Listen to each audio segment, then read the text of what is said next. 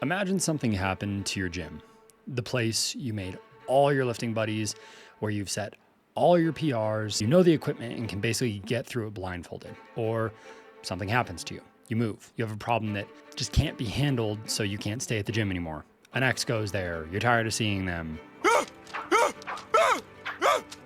Whatever the problem is, you are faced with a truly Herculean task, one that, should you succeed, will qualify you for the Presidential Medal of Freedom.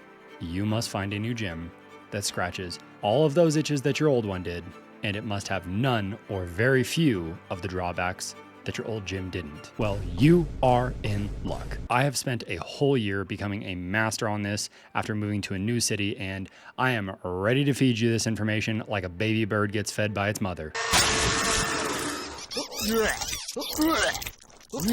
Today we are learning how to get over the dreaded new gym slump. We're going to start this out with why a new gym slump is not the same as just a gym slump.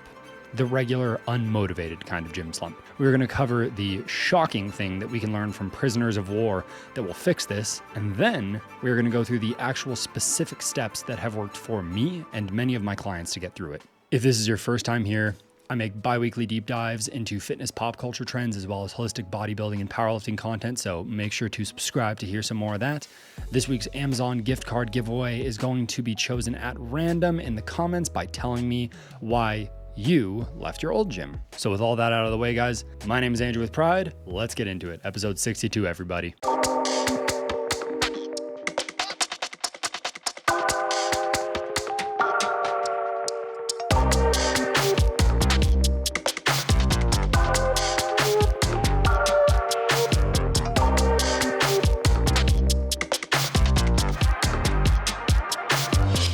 First, we need to define the new gym slump, because it's not just a general fitness slump. Those can almost always be remedied with something really simple like getting a 1-week pass at a new gym, or changing your training style, or getting into like hiking or jujitsu or something different, just completely changing the kind of exercise you're doing. The new gym slump is unique because it uproots every pattern you've made around training. Your drive to the gym is different.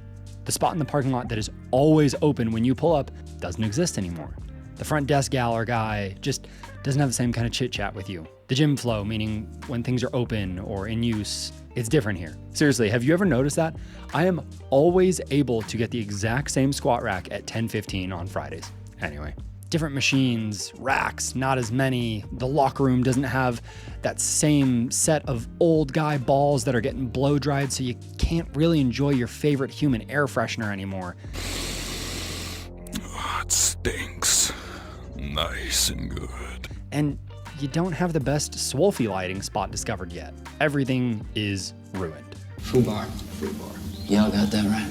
I don't remember exactly where he says it, but Jordan Peterson has a quote where he says how difficult it is to make change in your life because it really isn't just one thing. It's a huge mix of changes, and within each of those is a handful of sub-changes. All you really need to break a regular gym slump is a few good days of sleep and diet so you can acquire a disgusting skin-splitting pump or PR, ideally in front of Derek when he's spotting you and you can feel his breath on the back of your neck while you're coming out of the hole. Out of the hole of a squat, just to be clear. Once you've shaken off those metaphorical cobwebs, it's pretty easy to get back into the groove. When it isn't just a matter of some cobwebs, however, that's when just a single day of creating a full new groove can seem impossible. Luckily though, there is an example of this we can follow. All we really have to do is complete one day, right? That's where prisoners of war come in. I know this seems ridiculous, using lessons from POWs as a way to get out of something so small like a gym slump. But here's the thing, it is really useful because it is really simple. And you can apply this to pretty much any area of your life, which makes it even better. Very few people in the world know what they're going to be doing 7 or 9 or 15 months from now, but probably everybody knows what they're doing tomorrow. And if not that, at least tomorrow morning. When you hit a gym or new gym slump, it is really just about stringing together as many total successful days as possible to get back into it, right? The longest held enlisted POW is Bill Robinson. He went down in Vietnam where he was held for 7 long years. 7 years of stringing together one day, 2,555 days of single-day wins, thanks to a process he developed called the 3-Day Plan. He said, "I didn't count on long-range plans. I adopted a 3-day plan. Yesterday I was shot down. Today and tomorrow, I'm going home. So I just had one day to work on to stay mentally and physically sound so that I was able to go home when the whistle did blow." Let's think of it like that. Yesterday you skipped the gym or had a shitty lift. Today you are going to the gym, and tomorrow you'll be back into the swing of things. And when it actually is tomorrow, guess what you can say? Yesterday I had a shitty lift. Today I'm going to the gym again. And tomorrow I'll be back into the swing of things. And then you get to say it again until it becomes, yesterday I had a solid chest day. Today I'm gonna match an old squat PR, and tomorrow I'm gonna have a great back day. Until you are 2,555 days into this and look like a Giga Chad again. Man's Search for Meaning is a great book on topics like this, basically discussing prisoners of war and their mindset to keep on pushing forward. Highly recommended. But the reality of the slump is that the only way to overcome a slump is to go through it. Or as Marcus Aurelius would say, the impediment to action advances action. What stands in the way becomes the way. When we backslide on our results due to slumps, we feel like a failure. And it looks like so much more to get back to where we were. It makes progress beyond that seem completely impossible. If you gained or lost 15 pounds and your ultimate goal is 20, but in the slump you slid back 10 pounds, you have gone from only being 25% away from your goal to being 75%. And that is a lot to emotionally face and a lot to mentally overcome. But here are the steps to overcome it. There is absolutely the throw shit at a wall and see what sticks option. Basically add everything to your new life and routine all at once and it works. I'd say that's pretty uncommon. So what I would recommend instead would be to take 1 week, meal prep everything so that you are ready with calories, ready with food, lock that habit in solidly. Then 1, go to Google, type in gyms near me. 2, find 3 gyms that fit what you want roughly and that are within max 15 to 20 minutes drive from either where you work or your home. Not 2, not 4, 3. 1 is no option, 2 is a dilemma, 4 is paralysis by analysis, 3 is a choice. Realistically, most of you will be able to choose easily from here just by their websites, and you can probably schedule a tour, pull the trigger, get a membership. Unless you have specific needs like powerlifting, strongman, Olympic equipment, etc., specialty stuff, you know? If you have relatively simple needs, like I mentioned, you know, some weights, some cardio, maybe a pool or classes, you can skip to step 5. If you have complicated needs, however, find 3 that are decent, look at the reviews, and schedule a time with them to come in and get guest passes. Put each one down in your calendar for at least a day each. 4, try them out at your most likely exercise slot, meaning if you usually train at 11, do not go in there at like 3. If you usually train at 6, don't go in there at noon, whatever it is. You want to see what the traffic is like at your peak time. 5, if you aren't sure for whatever reason, remember the name of the associate who helped you because you are only letting yourself take 1 week to figure it out and see if the other 2 suck. And if they do, come talk to that associate again since they helped you first. If you are flaky, tell them to follow up with you and please book a time right then when you are going to return so that you do not flake. And again, put it in your calendar. 6, try others if you need it, but be aware of what you did and did not like so that you can compare.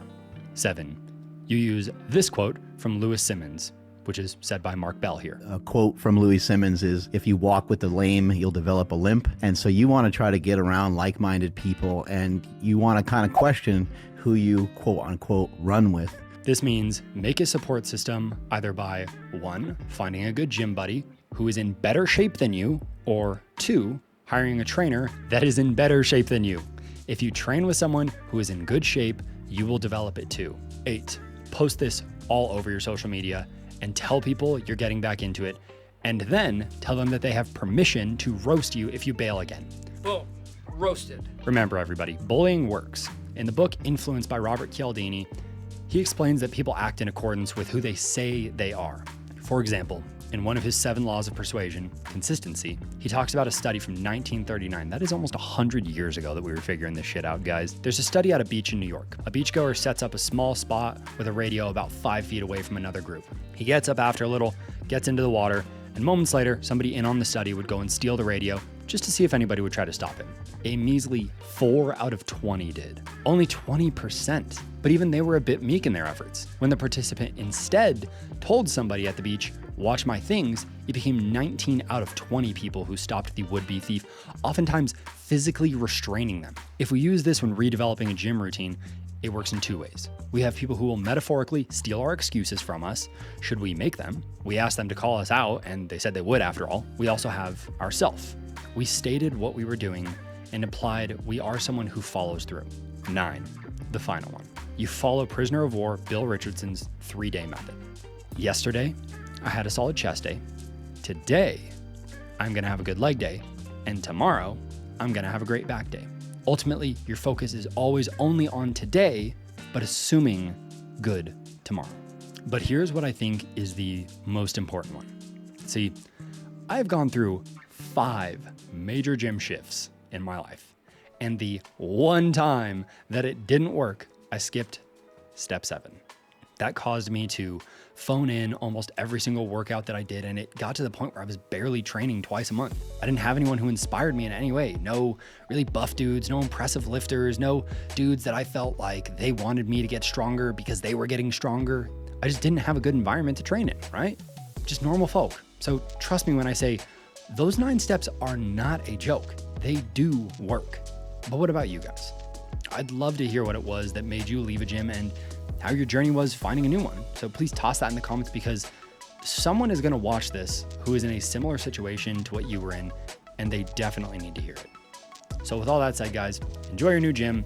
Come back and let me know when you find it, and be sure to post your Giga Chad and Stacy Swolfies for everyone to see. And until next time, guys, my name's Andrew with Pride. See y'all later. I just realized I don't do a ton of psychology or lifestyle stuff that makes health and fitness easier, but maybe I should, huh? I don't know. Anyway, click that top video next. It is the last podcast episode that I did, and it was a crazy one. Or click that playlist down below. That is my mindset playlist, which does touch on some of this stuff. I'll see y'all there. Later.